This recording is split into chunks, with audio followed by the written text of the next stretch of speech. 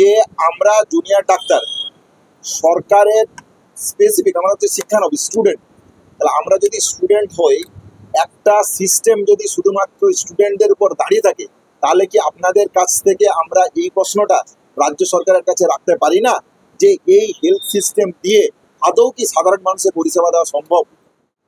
একটা পেশেন্ট হসপিটালে আসে, সে বিভিন্ন জায়গা ধরে চক্কর ঘুরতে ঘুরতে ঘুরতে ঘুরতে পেটের অভাবে ঘুরে বেড়ায়। সুপার স্পেশালিটি হসপিটাল তৈরি হয়েছে, সেখানে একটা সিটি স্ক্যান অবধি হচ্ছে না। তাহলে এই যদি আমাদের হেলথ সিস্টেমের অবস্থা হয়, আমরা যদি এই হেলথ সিস্টেমে যদি এই কন্ডিশন হয়ে থাকে, তাহলে এই হেলথ সিস্টেম শোধরানোর প্রয়োজন নেই। তাহলে স্বাস্থ্য ভবন এই যদি কাজটা না করতে পারে, তাহলে আর কে করবে? যদি দেখা যায় যে আমাদের গণতান্ত্রিক এই আন্দোলনকে অগণতান্ত্রিক ভাবে আটকে দেওয়ার চেষ্টা চলছে, তাহলে যে জিনিস আপনারা লালবাজারে দেখেছিলেন সেই জিনিসে দেখতে পারেন একই রকম ভাবে।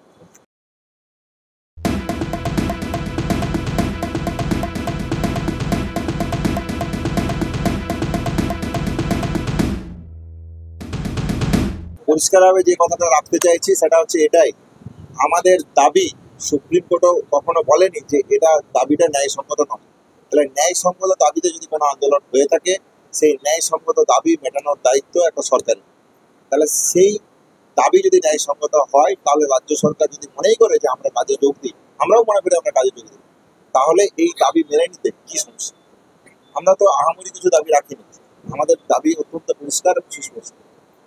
যে সন্দীপ ঘোষ স্যারের এগেনস্টে যে কমপ্লেন ছিল, সেই কমপ্লেন থেকে যে কেন তাকে তার এগেনস্টে ডিসিপ্লিনারি অ্যাকশন কমিটি তৈরি করে সাসপেনশন হবে। যে স্বাস্থ্য দপ্তর এতদিন অবধি জানতো যে এই ঘটনার সাথে কে বা কারা জড়িত, তাহলে তাদের এগেনস্টে এখনো সরকারের পক্ষ থেকে সদর্থক ভূমিকা কেন নেওয়া হচ্ছে? আমরা পুলিশ কমিশনার নগরপালের ক্ষেত্রে দেখেছি, সিপির ক্ষেত্রে পদত্যাগের দাবি রেখেছি এবং সেক্ষেত্রে আপনি সুস্পষ্ট বক্তব্য রেখেছি। চতুর্থ এবং পঞ্চম যে আমাদের দাবি ছিল সেটা হচ্ছে সেফটি, সুরক্ষা এবং সেফটি সিকিউরিটির প্রশ্ন, এবং কলেজে কলেজে গণতান্ত্রিক পরিবেশ তৈরি করার জন্য রেসিডেন্ট অ্যাসোসিয়েশন তৈরি করা এবং স্টুডেন্ট ইউনিয়ন তৈরি করা। এই দাবি মেনে নেওয়ার ক্ষেত্রে কি বাধা থাকতে পারে? কি এমন অন্যায় দাবি রাখছে? তাহলে এই অন্যায় দাবি যদি না হয়, তাহলে আমরা মনে করি গণতান্ত্রিক পরিসরে একটা সরকারের এই দাবি মেনে নেওয়া উচিত। বারবার যে কথাটা বলতে চাইছি সেটা হচ্ছে যে বারবার যে কথাটা বলতে চাইছি সেটা এটাই, যে আমরা জুনিয়র ডাক্তার সরকারের স্পেসিফিক আমরা হচ্ছে শিক্ষানবী স্টুডেন্ট, তাহলে আমরা যদি স্টুডেন্ট হই, একটা সিস্টেম যদি শুধুমাত্র স্টুডেন্টদের উপর দাঁড়িয়ে থাকে, তাহলে কি আপনাদের কাছ থেকে আমরা এই প্রশ্নটা রাজ্য সরকারের কাছে রাখতে পারি না যে এই হেলথ সিস্টেম দিয়ে আদৌ কি সাধারণ মানুষের পরিষেবা দেওয়া সম্ভব? তাহলে এইটা যদি হয়, তাহলে এই কথাটা থাকছে না কেন যে এতদিন অবধি হেলথ রিক্রুটমেন্টের অবস্থা কি, স্বাস্থ্য পরিষেবা যেটা চলছে সেই স্বাস্থ্য পরিষেবার সত্যিকারের অবস্থা কি? তাহলে এই আন্দোলন যদি সত্যিকারের সদর্থক ভূমিকা রাখে, তাহলে স্বাস্থ্য দপ্তর এই জায়গাগুলোকে নিয়ে যদি তারা স্বাস্থ্য পরিষেবা দেওয়ার প্রশ্নে এতটাই সদর্থক থাকতে চায়, তাহলে এই সমস্যাগুলো মেটাচ্ছে না কেন? এই আন্দোলনের দাবির সুর ধরেই এই কথাটা বলতে চাই যে সাধারণ মানুষকে পরিষেবা দেওয়ার যদি প্রশ্নই এসে থাকে, তাহলে এই দাবিগুলো হেলথ রিক্রুটমেন্ট শূন্য পদে যে এখন অব্দি যে ফাঁকা আছে সেগুলো পূরণ করা হচ্ছে না কেন? বারবার তো এই দাবি উঠে এসছে যে আমাদের স্বাস্থ্যের অবস্থা কি। এই জায়গা থেকেই যদি আপনি দেখেন যে একটা পেশেন্ট হসপিটালে আসে, সে বিভিন্ন জায়গা ধরে চক্কর ঘুরতে ঘুরতে ঘুরতে ঘুরতে পেটের অভাবে ঘুরে বেড়ায়। সুপার স্পেশালিটি হসপিটাল তৈরি হয়েছে, সেখানে একটা সিটি স্ক্যান অবধি হচ্ছে না। তাহলে এই যদি আমাদের হেলথ সিস্টেমের অবস্থা হয়, আমরা যদি এই হেলথ সিস্টেমে যদি এই কন্ডিশন হয়ে থাকে, তাহলে এই হেলথ সিস্টেম শোধরানোর প্রয়োজন নেই। তাহলে স্বাস্থ্য ভবন এই যদি কাজটা না করতে পারে, তাহলে আর কে করবে? তাহলে এই কথা বলে একটা আন্দোলনকে কখনোই এইভাবে বলা যায় না যে জুনিয়র ডাক্তাররা কাজে ফিরছে না বলে স্বাস্থ্য পরিকাঠামো ভেঙে পড়ছে। তাহলে তার যে জায়গাটা স্পেসিফিকলি আছে, সেই জায়গাটার দায়বদ্ধতা তার দিক থেকে থাকা উচিত। আমরা একটা কথা স্পষ্ট বলতে চাই যে আজকে যে রোগী পরিষেবা ব্যাহত হওয়ার যে কি বলবো, যে প্রশ্নটা আজকে যেভাবে এনে যে ব্যাপারটা এনে উপস্থিত করা হচ্ছে, আমরা বলতে চাই যে এই 1 মাসের আগে, যে আজকে এই 1 মাস, আজকে আমরা কর্মবিরতি রয়েছি 1 মাস, এই 1 মাসের আগে যে রোগী পরিষেবা নিয়ে যে ভোগান্তি, তার দায় তাহলে কার? আজকে এই প্রশ্নটাকে আমাদের সামনে আনা হচ্ছে। আমরা প্রথম দিন থেকে বলছি কিন্তু আমরা কাজে ফিরতে চাই। আমরা 5টা সুনির্দিষ্ট দাবি রেখেছি এবং আমরা বলতে চাইছি যে এর আগেও যে রোগী হয়রানি চলছিল, সেই রোগী হয়রানিকেও দূর করার প্রশ্ন কিন্তু আমরা দাবিগুলো রেখেছি।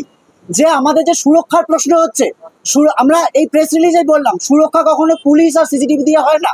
একটা হাসপাতালে রোগী পরিষেবা যদি যথাযথভাবে সুনিশ্চিত করা যায়, সেই সদর্থক ভূমিকা যদি নিতে পারে সরকার, তাহলেই একমাত্র সুরক্ষা সুনিশ্চিত হয়। কেবলমাত্র পুলিশ আর সিসিটিভি দিয়ে রোগী সুরক্ষা সুনিশ্চিত করা যায় না। তাহলে 1 মাস আগেও এবং আমরা যদি আজকে কর্মবিরতি তুলেও নিই, তারপরে দাঁড়িয়েও যে রোগীর ভোগান্তি হবে তার দায় স্বাস্থ্য ভবন কেন নেবে না? এই প্রশ্নটাও তাকে জিজ্ঞাসা করুন। স্বাস্থ্যমন্ত্রীকে এই প্রশ্নের দায় নিতে হবে। আজকে বলা হচ্ছে যে আমরা যদি জনবিরোধী হই, তাহলে আজকে আমরা গিয়ে দাঁড়িয়ে এত এত জায়গায় আপনারা দেখেছেন যে আমরা অভয়া ক্লিনিক করতাম না। আমরা যদি জনবিরোধী হতাম তাহলে জনতার আদালত বসাতাম না। আপনারা খুব ভালো করে জানেন, গতকাল আমরা এই জনতার আদালত যে বসিয়েছিলাম, সেখানে সাধারণ মানুষের অকুণ্ঠ সমর্থন পেয়েছিলাম এবং তারা বারবার বলে গেছে যে যে আপনারা আন্দোলনটা চালিয়ে যান। আপনাদের আন্দোলন বিচারের দাবিতে তো বটেই, আমরা যে রোগী পরিষেবা পেতে এতদিন ধরে ভুক্তভোগী হয়েছি, স্বাস্থ্য ভবনে যে দুর্নীতি, সেইগুলো যে আপনারা সামনে আনতে পেরেছেন, সেটাকেও সামনে নিয়ে আন্দোলনকে এগিয়ে নিয়ে যাওয়ার দায় কিন্তু সাধারণ মানুষ আমাদের উপর দিয়েছে। দেখুন, সাধারণ মানুষ, আমরা যতটা সাধারণ মানুষের কাছে পৌঁছতে পেরেছি, এটা যদি আপনাদের মনে হয়ে থাকে যে সাধারণ মানুষ আমাদের ওপর থেকে চলে যাবে কেবলমাত্র একটা ফলস ন্যারেটিভের জন্য, তাহলে আমি মনে করি সাধারণ মানুষকে আপনারা ভুল বুঝছেন। সাধারণ মানুষ যেভাবে আমাদের পাশে এসে দাঁড়াচ্ছে, এটা কিন্তু এখনো একথাই স্পষ্ট করে, সেই পয়সা আমরা বুঝতে পারছি। আমাদের কাছে প্রত্যেকদিন রোগীরা আসছেন, আমরা যে প্রোটেস্ট মঞ্চ, এই যে ধর্ণা মঞ্চ করে বসে রয়েছি, এবং আমাদের এখানে যে রোগীরা পরিষেবা পাচ্ছেন, তারা রোগী পরিষেবা নিচ্ছেন এবং আমাদের কাছে এসে আপনারা যদি প্রেস মাইকে বলে যাচ্ছেন, সেই খবরগুলো প্লিজ আপনারা করুন যে আমরা রোগী পরিষেবা পাচ্ছি এবং আপনারা এই যে আন্দোলন করছেন তার প্রতি আমাদের পূর্ণ সমর্থন রয়েছে। সাধারণ গণমানুষের প্রতি আমাদের এই ভরসাটুকু কিন্তু এখনো রয়েছে যে তারা আমাদের পাশে এভাবেই থাকবে। সেটা আমাদের যে আইনজীবীদের, আমাদের যে আইনজীবী আছে তার সাথে আমরা কথা বলছি, এই পার্টটা তার কাছে আমরা রাখবো। লিগ্যাল প্রসেসে যেভাবে ফার্দার প্রসিডিং হবে সেটা স্বাস্থ্য ভবনে গেলেই আপনারা দেখতে পাবেন। এবং পাশাপাশি আমরা যেটা বলে দিতে চাই যে আমরা স্বাস্থ্য ভবন যাচ্ছি আমাদের সুনির্দিষ্ট দাবি দেওয়া নেই। আমাদের যে শান্তিপূর্ণ এবং সুসংগঠিত আন্দোলন, আমার মনে হয় না গণতান্ত্রিক পরিষদে একে আটকানোর কোনো জায়গা আছে। অবস্থান বসবো, অবশ্যই বসবো। যদি দেখা যায় যে আমাদের গণতান্ত্রিক এই আন্দোলনকে অগণতান্ত্রিক ভাবে আটকে দেওয়ার চেষ্টা চলছে, তাহলে যে জিনিস আপনারা লালবাজারে দেখেছিলেন সেই জিনিসে দেখতে পারেন একই রকম ভাবে। আপনারা দেখছেন আওয়াজ, রোজকারের হক কথা। ফর মোর আপডেটস অ্যাবাউট আওয়াজ, please subscribe our YouTube channel.